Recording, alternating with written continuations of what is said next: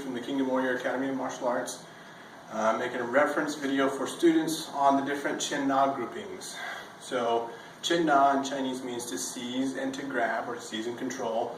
It includes a lot of different kinds of technique, but they all has to do with like grabbing and being grabbed. Okay, the majority of Qin Na has to do with locking or manipulating joints. Does also include chokes, nerve pressure point techniques, cavity presses, and flesh grabbing and stuff like that. Most of those things are accessory things that you would add on to a joint manipulation or joint lock. Joint locking really is the meat and potatoes and the heart and soul of Qin Na. Okay? Qin Na can be done a variety of different ways, and so won't get into that. This video is just about the techniques themselves. So we're going to be demonstrating most of them in a passive application. Some of them are going to be dynamic, but some of them are going to be kind of static. Okay, but all of them are going to be done passively. No active resistance from the opponent's side. Okay, and so just to be getting started here, we always like to start off with our students with simple escaping techniques. Okay, so Qin Na can be done 5 different ways, but that's 5 different intentions. Okay, escapes are locking to escape. That's the point. That's the goal. You're going to get away. That's the intention behind these particular Qin Na techniques, is to get away. Okay, so these are all wrist grabs.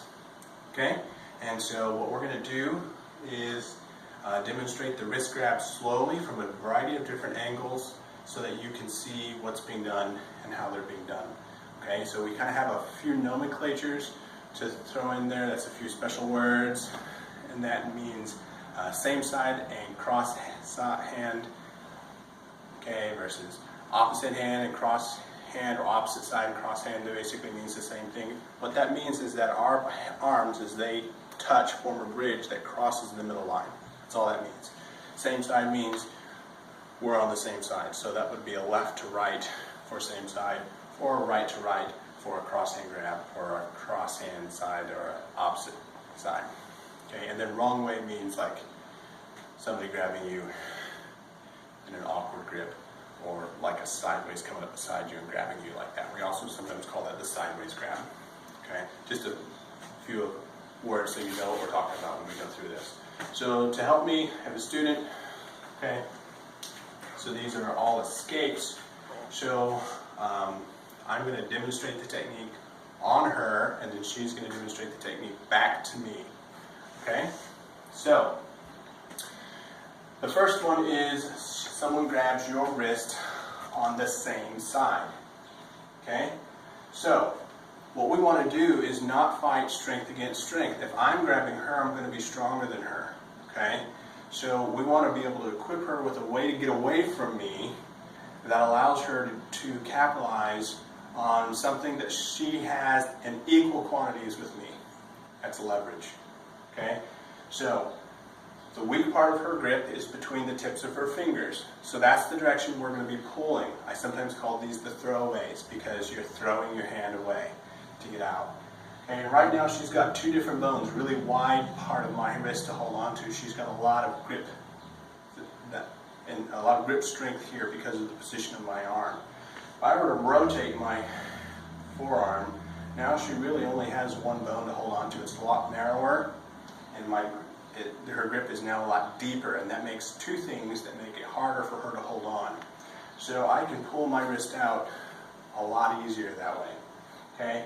Now that looked really simple. I'm going to do this in real life. I'm going to do it really quick. And one of the things that we want to make sure we always have is a guard hand up here. Okay? And that's going to be helpful for a lot of different things later on.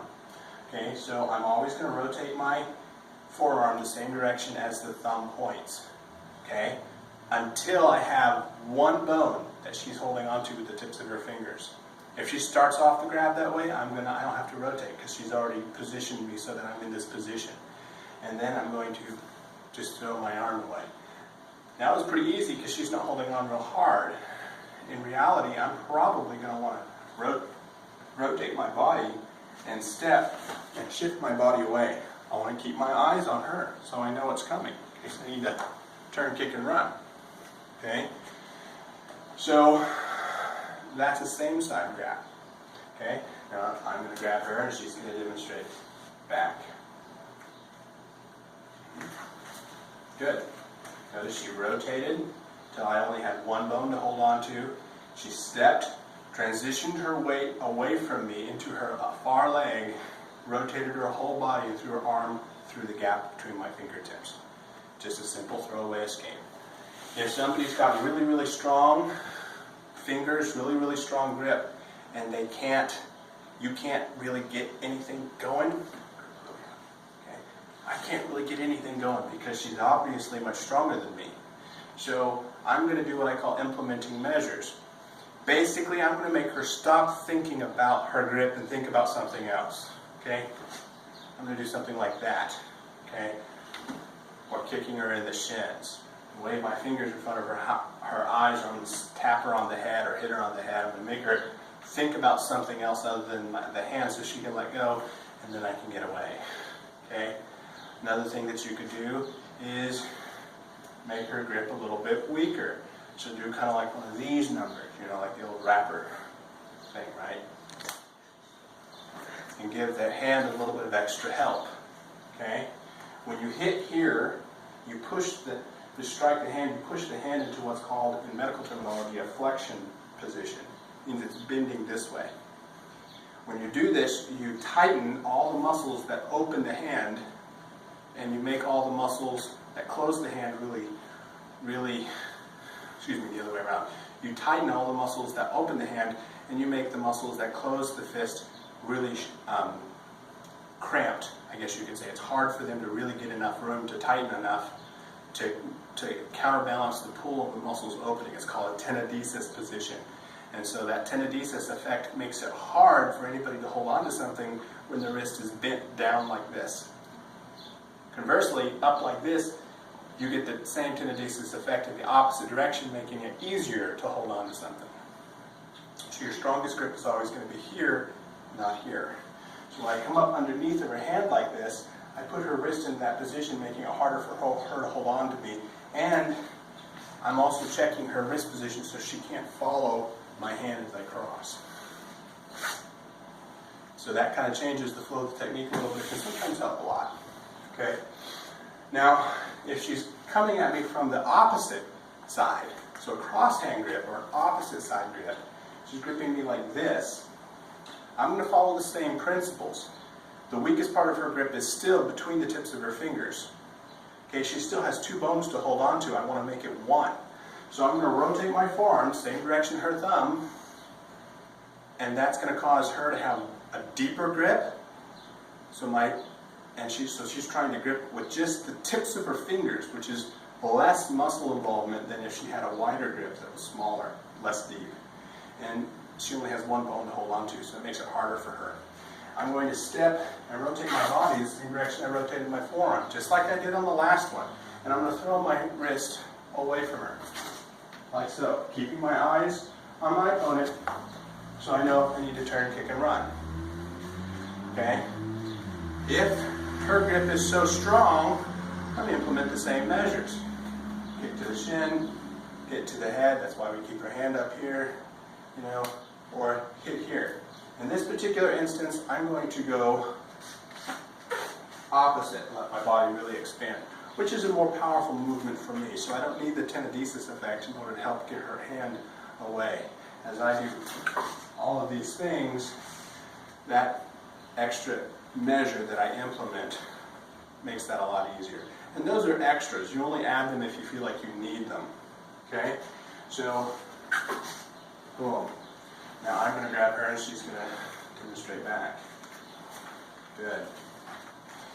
And so, the next one is called the wrong way escape, or sometimes called the sideways grab escape.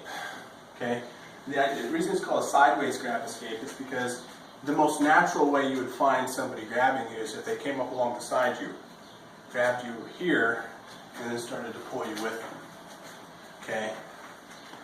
Or if you then started to resist, then they came back to face you here, still holding on.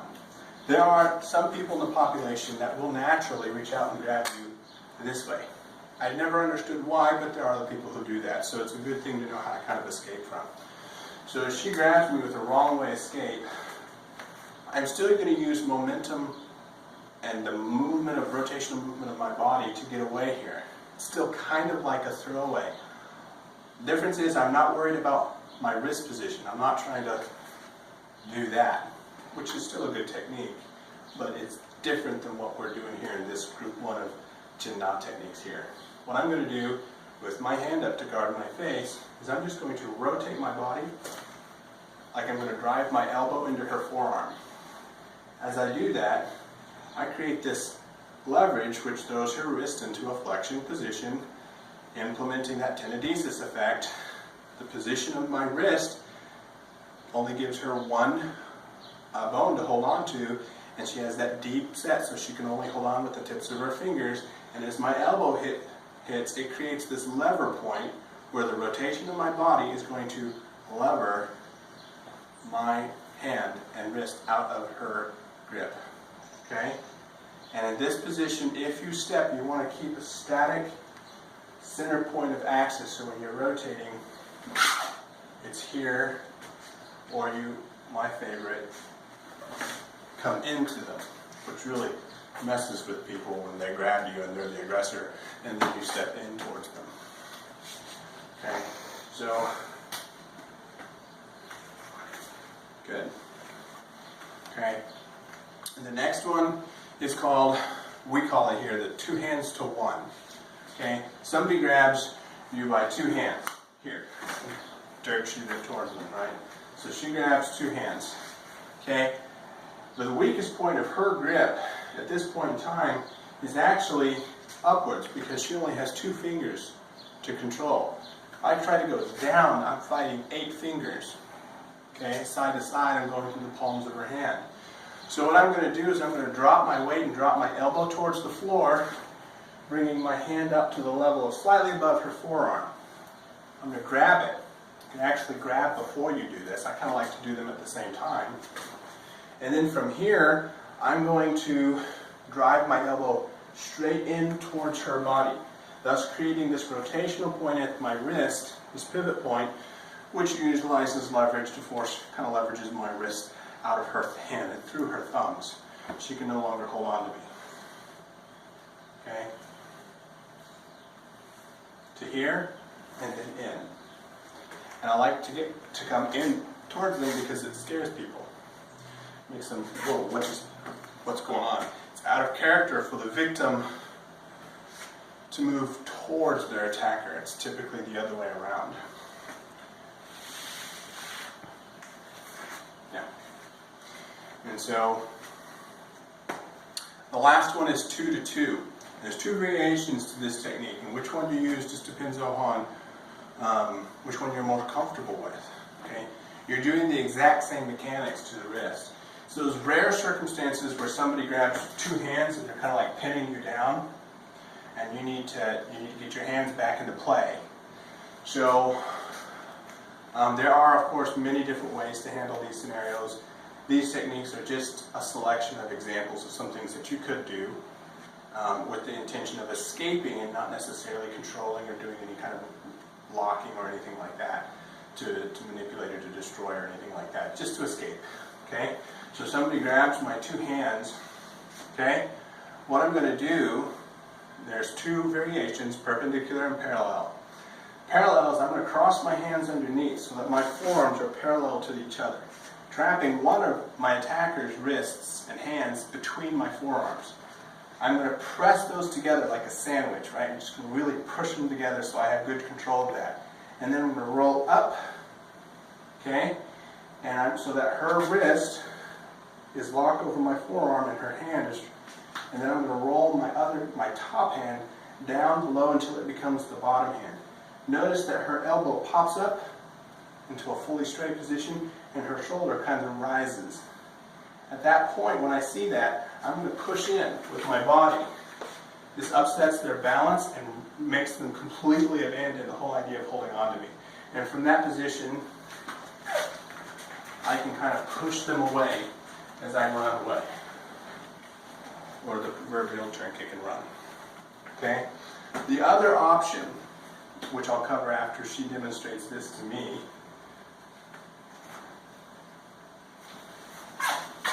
okay, is to go perpendicularly. So that was parallel. Now we're going to show perpendicular. See? So if she grabs me, I'm going to put one of my hands, it doesn't matter which, in my own armpit. The other hand is going to come up to the outside of their other arm. So the hand that I take that's holding my hand that's in the armpit comes to the outside of that arm. I'm going to turn my body with a step and come this way. Okay, and from here, turn, kick, and run. Okay, remember the intention here is to escape, to just get away. So, show that again from the opposite direction. So I'm here. I'm trapping her hand between my forearm and my wrist and my armpit, so it can't get away easily. She can always get away if she abandons the attack, in which case I've succeeded because I've escaped. But once I'm up here, I'm going to step away, and it creates that same leverage on the wrist to make them get away. And you're turning with your legs, not your arms. So it's elbows tight to the body, and turn with the whole body to escape. Okay? Good. And it's really hard for me to hold on when she's peeling me away like that. Okay, and that is group 1 of escapes.